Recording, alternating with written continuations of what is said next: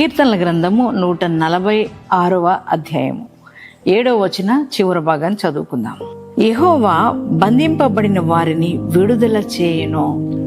ప్రియ సహోదరి సహోదరుడా, దేవుడు మీ యొక్క ప్రతి ఒక్క పరిస్థితిని ఆయన చూస్తున్న దేవుడు కనుక ఈరోజు ఈ వాగ్దానం ద్వారా నీతో మాట్లాడుతున్నారు ఆయన.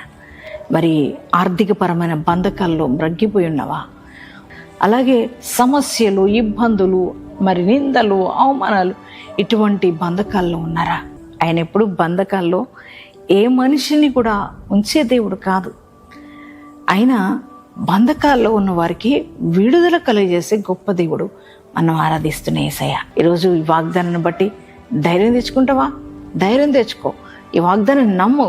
ఈ వాగ్దానాన్ని ఎత్తిపట్టి ప్రార్థించు. మరి ఆయన కృప ఇదిగో నీ మీదకి, నీ కుటుంబం మీదకి రాబోతుంది.